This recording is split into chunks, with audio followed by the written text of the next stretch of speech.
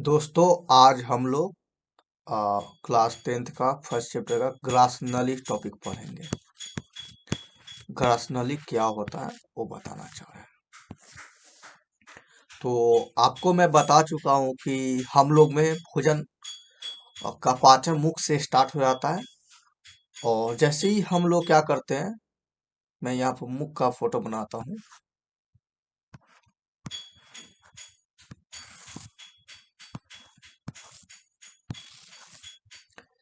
तो ये हमारा मान लीजिए मुख है। और जैसे ही यहाँ पे भोजन आता है तो दांत और जीभ की सहायता से भोजन पचना स्टार्ट हो जाता है।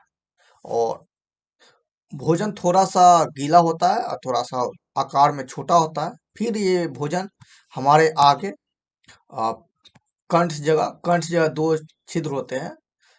एक का नाम होता है निकल द्वार, एक का नाम होता है कंठ द्वार। मैं ये सब पढ़ा दिया हूँ।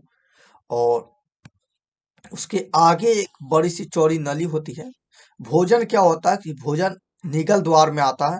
और हम लोग जो सांस लेते हैं नाक के जरिए, ऑक्सीजन में साथ और भी बहुत सारी गैसेस सांस लेते हैं। कौन कौन सी गैस सांस लेते हैं, क्यों लेते हैं, वो सब मैं श्वसन चैप्टर में आपको पढ़ाऊंगा।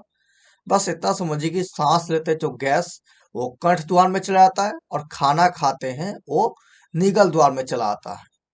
तो ये मान लीजिए एक बड़ी सी लंबी होती है। ये जो ये जो नली बना रहा हूँ, ये वाला, ये हमारा क्या है, ग्रास नली है। ठीक है, ये हमारा क्या है, ग्रास नली।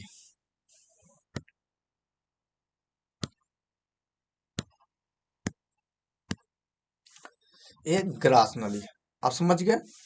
तो ग्रास नली क्या है? ग्रास नली एक चौड़ी नली है। ग्रास नली एक चौड़ी नली है। एक खास इसलिए है, मेन इससे ऑब्जेक्टिव पूछता है कि ग्रास नली के हमारे शरीर का एक ऐसा अंग है, पाचन अंग है, जिसमें भोजन का पाचन नहीं होता है। ये ग्रास नली में भोजन का पाचन नहीं होता है। भोजन मुंह से सीधे इसके जरिए तो आता है, लेकिन इसमें पाचन नहीं होता है।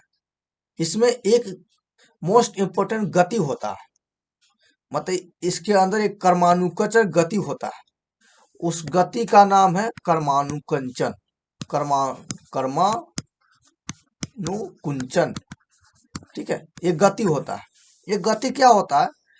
ये मैं ग्रासनली का अलग से फिगर बना रहा हूँ। ग्रासनली में देखिए, ये फिगर जो होता है, इसमें भोजन आते जाता है। ये भोजन है ना, ये भोजन ये आते जाएगा। तो जैसे ही भोजन आगे बढ़ता है तो ये ग्रासनली पीछे से सिकुड़ते जाता है। भोजन आगे बढ़ते जाएगा और ग्रासनली इसको पीछे से सिकुड़ते जाएगा, मतलब घेरते जाएगा। ऐसा इसलिए होता है ताकि भोजन जो है ना, एक बार आगे बढ़ जाए तो पुनः वापस ऊपर नहीं जाए। नहीं तो ऐसा होता कि हम लोग खाना खाते और जैसे ही उल्टा बैठते, चाहे उल्ट पैर को ऊपर करते, तो भोजन नीचे मुंह के होते हुए नीचे गिर जाना चाहिए, लेकिन होता ऐसा नहीं है।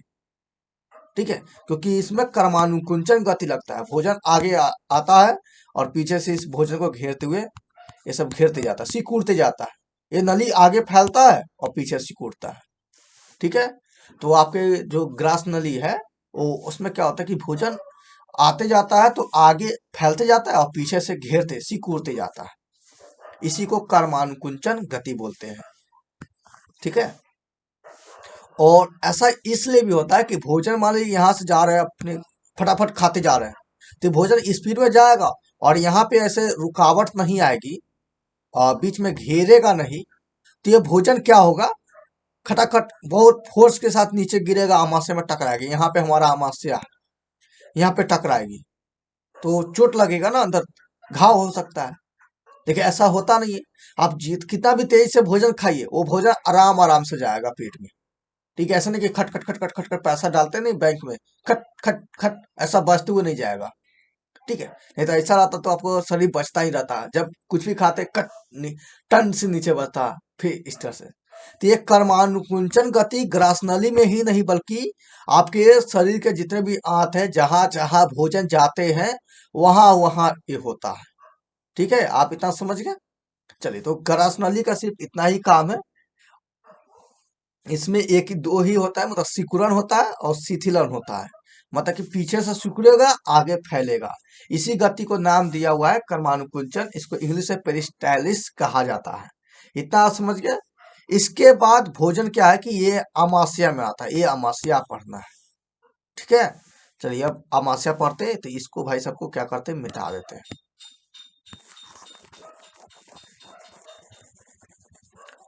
मिटा देते हैं, फिर से फिगर बनाना पड़ेगा, कोई बात नहीं, अब फिगर नहीं बनाना है। चलिए अब बताते हैं। तो ये तो ग्रास नली है और ये टीयर जैसा है। ये हमारा है अमाशय। क्या है? अमास्या है। इसको इंग्लिश में स्टोमच बोलते हैं, ठीक है। इसकी आकृति चौड़ी होती है, चौड़ी थैली के जैसा होता है। ये आपको उधर गुहा के बाईं ओर स्थित होता है। मैं आपको बताया नहीं हूँ या बता देता हूँ कि हमारे शरीर क्या है, बहुत उसका पार्ट बाई पार्ट बांटा हुआ है। जैसे देखिए, ये मानव शरीर का, मान लीजिए ये आंख है, ये यहाँ पे मुंह है, ठीक है, ये नाक हो गया, ये बाल है और ये गर्दन है। तो गर्दन से ऊपर का भाग को कहा जाता है मुख गुहा। क्या कहा जाता है? मुख गुहा, ठीक है। मतलब ये मुख गुहा, गुहा मतलब गुफा, ठीक है, जहां पे जगह है। तो ये हो गया मुख गुहा। इसके नीचे आते तो बीच में छाती आपको दिखाई देता है, तो इस छाती को बोलते हैं वक्ष गुहा। क्या बोलते हैं? वक्ष गुहा। इसको वोकल कैविटी, इसको थ्रोसिस कैविटी बोलते हैं, याद नहीं आ रहा है, ठीक है। और इसके नीचे होता है पेट, तो इसको बोलते हैं उदर गुहा। और इसके नीचे जांग आता है, जांग के बीच बीच वाले हिस्से को बोलते हैं श्रोणि गुहा, ठीक है। तो ये सब पार्ट है। तो कोई भी अंग का आपको स्थान बताना ये कहाँ पर है, तो इसी प्रकार बताते हैं। मुख में कोई चीज हो तो कहेंगे मुख गुहा में स्थित है। छाती में कोई स्थित होगा तो उसको बोलेंगे देखो वक्ष गुहा में स्थित है। और पेट में स्थित होगा तो उसको बोलेंगे उदर गुहा में स्थित है। और पेट से नीचे दोनों जंघों के बीच रहेगा तो कहेंगे श्रोणि गुहा में स्थित है। तो 4 ठो गुहा पढ़ लिए। तो अभी हम पढ़ रहे हैं क्या चीज? अमास्या पढ़ रहे हैं, अमास्या। तो अमास्या कहाँ है? आपको पेट में होता है ना, पेट में यहाँ पे मान लीजिए फिगर है, तो यहीं पे होता है। तो आपके उधर गुहा के किस ओर होता है? बाईं ओर होता है, मतलब पेट के बाईं ओर है। आपको दिख रहा है दाईं ओर, क्योंकि आप पता ही ना है, लेकिन इसके जगह पे आपको देखेंगे तो उल्टा दिखाई देगा, यानी कि उदर गुहा के बाईं ओर अमास्या स्थित है, ठीक है। इतना आप समझ गए। तो अमास्या क्या? एक चौड़ी थैली है। चौड़ी थैली है यानी कि भोजन मुख से, मुंह के बाद यहीं पे आता है, ग्रास नली के द्वारा होते हुए ये अमास्या में भोजन आता है। और एक और बात बताना भूल गए, हम लोग जैसे साइकिल में हवा कसते हैं ना, हवा भरते हैं, तो वो हवा एक बार भर जाने के बाद जैसे आप भेलपिन जानते होंगे, तो भेलपिन इस टाइप से रहता है ना, इस टाइप से रहता है। और इसमें बड़ा सा लब्बर ऐसे लगा रहा। तो ये लब्बर है ना, यही ग्रास नली का काम करता है। अब सर आप तो अमावस्या लिखे हैं, अब ग्रास नली पढ़ा है, तो टॉपिक छूट गया था। धीरे धीरे याद आता है तो बताते जाते हैं। तो ये जो साइकिल का व्हील है ना, जो लब्बर, ठीक है, वही क्या है, वासर नहीं बोलते, वही ग्रास नली है। ये रबर क्या करता है, इधर से तो हवा आने देता है, यानी कि जब आप हवा कसते हैं तो इसके अंदर हवा तो आने दे रहा है, लेकिन जैसे ये हवा ऊपर जाता है, बाहर जाता है, तो ये क्या करता है, मुड़ जाता है तो बंद कर देता है। इसी प्रकार से ग्रास नली में मुंह से आप जो भी खाना खाइए उसको आने देगा, ठीक है, लेकिन नीचे से कोई खाना ऊपर जाएगा तो वो उसको आने नहीं देगा, बंद कर देता है ग्रास नली। लेकिन कभी कभी क्या होता है कि उल्टी की स्थिति आता है, अंदर गैस बन जाता है, तो क्या होता है कि ये ग्रास नली में छिद्र खुल जाता है, फिर आपको उल्टी होता है। तो ये कभी कभी होता है आपको गैस बनने के कारण, ठीक है। तो यही सेम टू सेम भेलपिन जो है ना, ग्रास नली के जैसा होता है। चलिए अमाशय पढ़ते हैं, फिर आ जाते हैं जो पढ़ रहे थे। तो अमाशय क्या है, एक चौड़ी थैली है, इतना समझ गए। और भोजन का था, भोजन मुख के बाद ग्रास नली से होते हुए अमाशय में आता है। इसकी स्थिति कहाँ है? तो ये हमारे पेट जो है उदर गुहा के बाईं ओर से शुरू होता है, ठीक है। और अमाशय में क्या होता है वो भी मैं आपको बताऊंगा। अमाशय का 3 भाग होता है, मतलब अमाशय इतनी बड़ी संरचना है तो उसको 3 भाग में बांटा गया। ठीक है, 3 भागों में बांटा गया है। तो पहला भाग जो आगे वाला भाग होता है, ये वाला भाग, इसको बोलते हैं, अग्र भाग को लिख नहीं रहा हूं, लिखूंगा नाम इसका। अग्र भाग को बोला जाता है कार्डियक भाग, कार्डियक भाग। ठीक है, इंग्लिश में कार्डियक पार्ट, हिंदी इंग्लिश दोनों सेम है। ठीक है, और जो बीच वाला होता है, बीच वाला, यानी कि ये बीच है, ये बीच में फुंडिक भाग कहलाता है। क्या कहलाता है? बीच में फुंडिक भाग कहलाता है। और सबसे नीचे होता है पाइलोरिक भाग। ठीक है, सबसे नीचे होता है पाइलोरिक भाग। तो अमाशय में, अमाशय का 3 भाग है, कार्डिक, फुंडिक, पाइलोरिक। ये यहाँ हो गया कार्डिक, मैं लाल ले लेता हूँ। ये हो गया, यहाँ तक हो गया कार्डिक, बीच में हो गया फुंडिक, और जो नीचे वाला होता है वो पाइलोरिक होता है। पाइलोरिक जो ये भाग है ना, ये दरअसल ये आपको अगली संरचना, यानी कि आपके पेट में जो अगली रचना है, जहाँ भोजन पाचन ज्यादा होता है, छोटी आंत में खुलता है ये पाइलोरिक।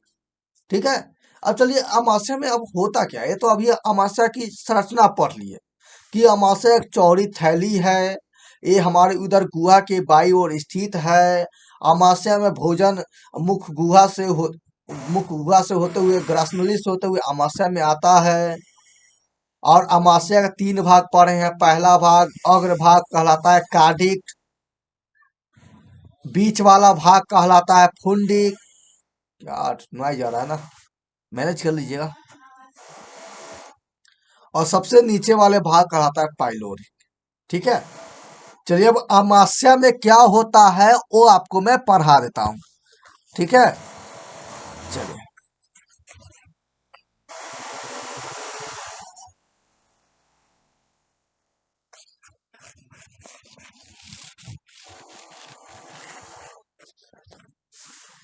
चलिए अब स्टार्ट करते हैं और आपको बताते हैं अमाशय में क्या होता है। चलिए स्टार्ट करते हैं। तो अमाशय फिगर बना देते हैं, लाल लाल। ये तो आप जानते हैं ना, गलत बनी है क्या? ऐसी तो होता है। मिट जा भाई।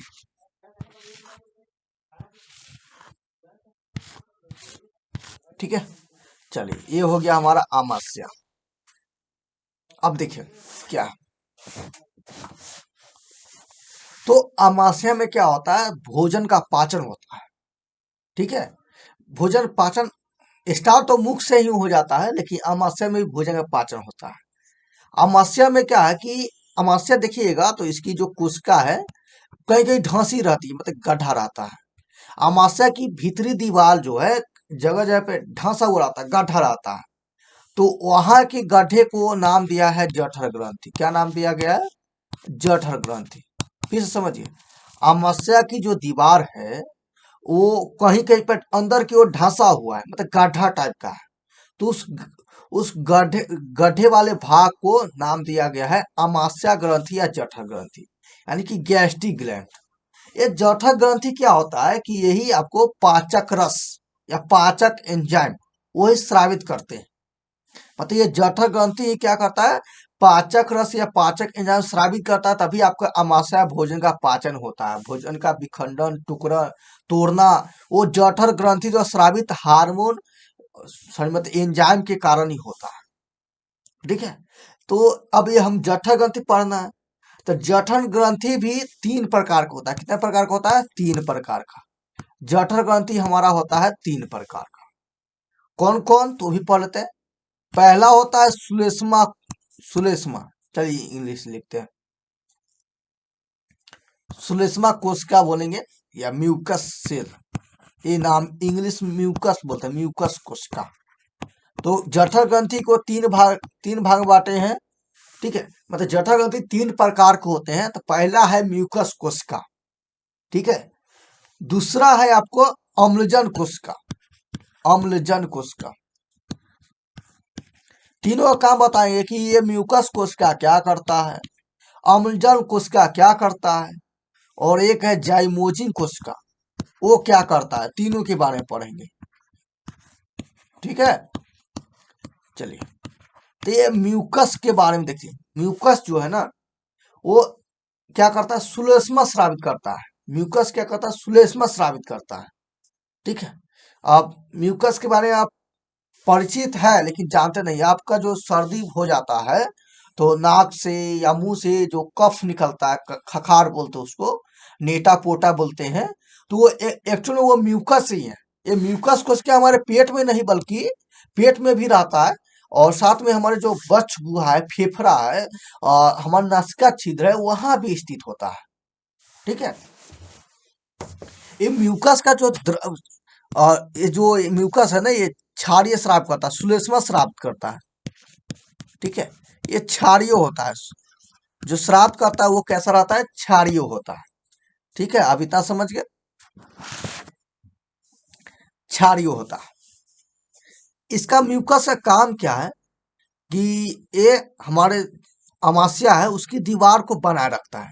दीवार पे ये परत के रूप में काम करता है, मतलब ये दीवार है जिससे परत के रूप में काम करेगा। मतलब इसको अंदर कोई नुकसान होने से बचाता है, सुरक्षा प्रदान करता है।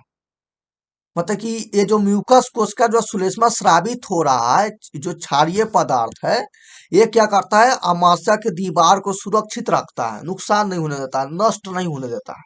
तो आपके मन में सवाल आता होगा कि सर ये किससे बचाता है, किससे नुकसान होने से बचाता है, कौन है वो? तो वो है अम्लजन कोशिका से द्वारा स्रावित एसीएल। आप केमिस्ट्री में एसीएल पढ़े होंगे। एसीएल का फुल फॉर्म क्या होता है, जवाब दीजिए। आपके सर एसीएल का फुल फॉर्म होता है हाइड्रोलिक एसिड। हम हिंदी में लिखते हैं हाइड्रो, एच से हाइड्रो और सीएल से क्लोरिक अम्ल, हाइड्रोक्लोरिक अम्ल। ये भाई साहब क्या है, अम्ल है। इसका पीएच मान 1 से 3 होता है, बहुत खतरनाक अम्ल है। ठीक है। मतलब आप समझिए ना, जो बैटरी में अम्ल डालते हैं सल्फ्यूरिक अम्ल, जिसका सूत्र होता है H2SO4, इसे बैटरी अम्ल भी कहते हैं, डालते हैं, एक तेजाब के रूप में होता है। वैसा ही उतना ही पावर के ये हाइड्रोलिक अम्ल भी होता है। समझ गए? तो आप कहें सर इतना खतरनाक अम्ल है तो हमारे पेट में क्या करता है, इसका काम बताएंगे बताएंगे। ये हमारे पेट में बहुत अहम भूमिका निभाता है। तो शुरू से बताते क्या होता है, देखिए। ये एसीएल जो है अम्लजन कोशिका स्रावित होता है, और ये कब स्रावित होता है, तो ये जो कोशिका है ना, क्या होता है, ये जब भी हमारे से भोजन आता है, ठीक है, जैसे मुंह चलेगा ना तो दिमाग उसको कहता है भाई भोजन आने वाला है, तू ये स्टार्ट हो जा। मतलब अम्लजन कोशिका क्या करता है, एसीएल अम्ल को बनाना शुरू कर देता है। ठीक है। और ये एसीएल क्या है, ये अन्य जो अन्य पाचक ग्रंथि है, मतलब जठर ग्रंथि जो है ना, अन्य जो एंजाइम साबित करता है, जो भोजन पचाने में उपयुक्त है, उनको वही एक्टिव करता है। खासकर किनको करता है वही बताएंगे। अभी इतना समझिए कि एसीएल अन्य पाचक ग्रंथि को भी उत्प्रेरित करता है, उसको जागृत करता है कि भाई तुम उठ जाओ, भोजन आने वाला है, पचाना है, जल्दी तैयार हो जाओ। ठीक है। दूसरा ऐसा काम है कि भोजन के साथ आप भोजन करते हैं, तो भोजन के साथ जरूर थोड़ी कि भोजन के साथ कोई खतरनाक विषाणु, बैक्टीरिया, जीवाणु कुछ जरूर लेते होंगे। आपके एक भोजन के साथ जाता ही तो होगा। ठीक है, कोई हानिकारक सूक्ष्म जीवाणु जाता होगा, सूक्ष्म जीव जाता होगा, तो उसको तो मारना पड़ेगा ना। आप कहे सर आप पहले बताए हैं कि उस सूक्ष्म को लार मारता है, लार में जो एंजाइम होता है वो मारता है। हाँ वो तो मारता है, लेकिन अभी भी कुछ बच जाता है, तो उसको मारने के लिए चाहिए, तो उसको ये एसीएल मारता है। भाई ये तेजाब है, तेजाब एकदम पूरा ज्वलनशील है। इसके अंदर खाना के साथ कोई भी आएगा, बैक्टीरिया वायरस वो सबको तबाह कर देगा, नाश कर देगा। ठीक है। इस कारण कोई भी जहर आप खाते हैं तो भाई एसीएल है, तो उसको कहता है भाई सबको मार दूंगा मैं। इसलिए भोजन के साथ आने वाले रोगाणु को भी मारता है। दो काम जानेंगे, बहुत सारा काम है इसका। ठीक है। चलिए, लेकिन कभी कभी क्या होता है कि ये एसीएल है ना, इसकी मात्रा बढ़ जाता है, इसकी मात्रा बढ़ गया। अब इसकी मात्रा बढ़ गया ना, तो क्या करेगा, ये जो अमाशय की दीवार है उसी को नुकसान पहुंचाना शुरू कर देगा। ठीक है। तो इसको नुकसान पहुंचाने शुरू कर देगा। तो म्यूकस स्रावित जो श्लेष्मा है ना, ये क्या है, क्षारीय है, और एसीएल क्या है, अम्लीय है। आपको पढ़े होंगे जब भी अम्लीय और क्षारीय मिलता है तो क्या हो जाता है, अम्लीय क्षारीय मिलता है तो उदासीन हो जाता है, लवण बन जाता है। यानी कि दोनों का अम्ल और क्षार वाला प्रभाव खत्म हो जाता है। इस कारण इस क्षार जो है ना सुलेस्मा को रखा गया, ताकि पेट को इस एसीएल की मात्रा कभी कोई बढ़ जाए तो उससे नुकसान होने से बचाए रखे। ठीक है, इतना समझ गया। चलिए अब क्या है और बताते हैं। इतना आप समझ गए, अब आगे क्या बात है, पहले इसको क्या करें, क्लियर करते हैं।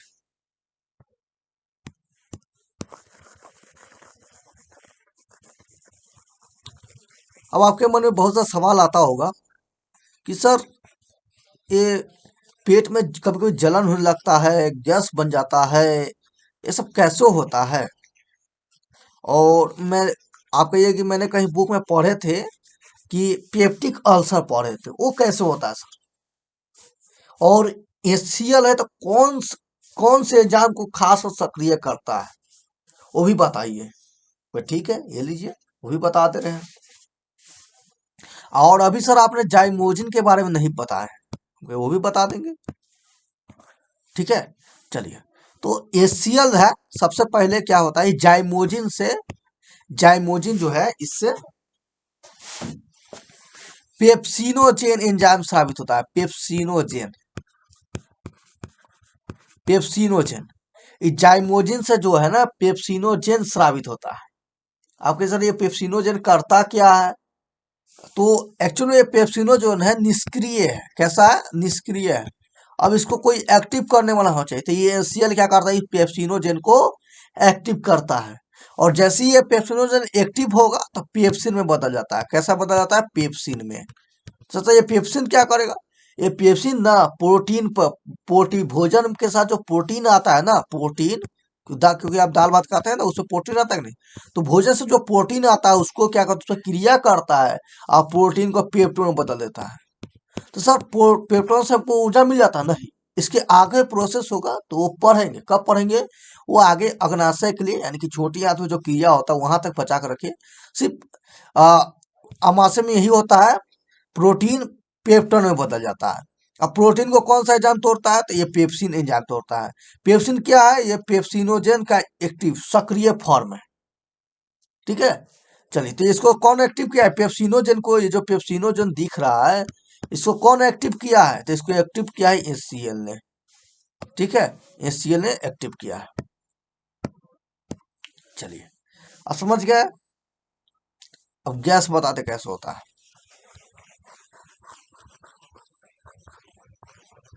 आराम आराम से पढ़िए, कोई जल्दी नहीं है। आपको जल्दी है तो वीडियो को स्पीड कर लीजिए। ठीक है, लेकिन बड़ा स्पीड का समझ में आ नहीं रहा होगा।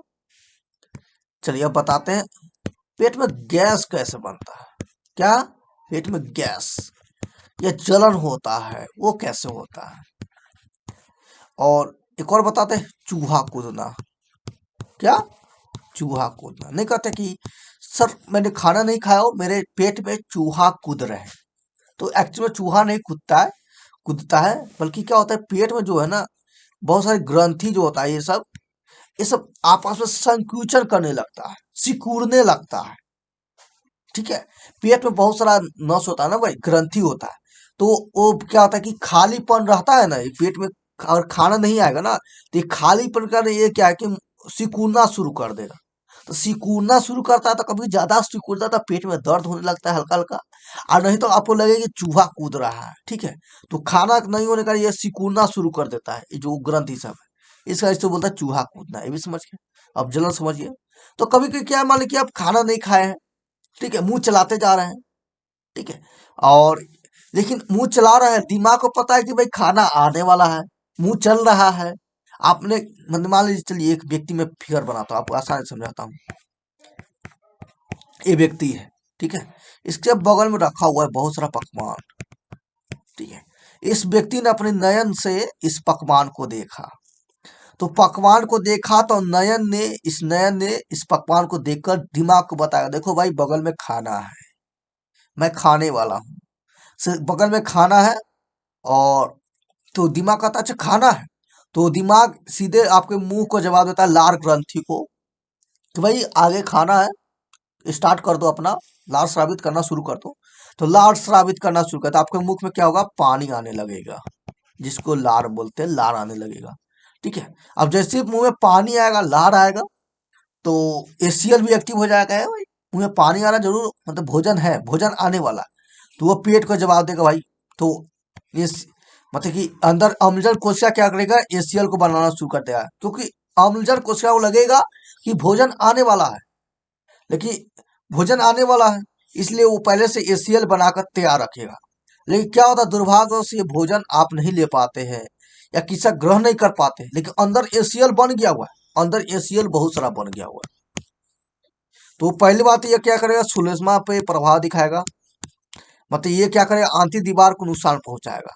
तो इतना ज्यादा बढ़ जाता है कि आपको ये क्या जहरीला थोड़ा जलन टाइप का होता है, ये लग रहा है पेट में जल रहा है, क्योंकि इसकी सुलेस्मा की मात्रा हमेशा उतना ही नहीं रहेगा।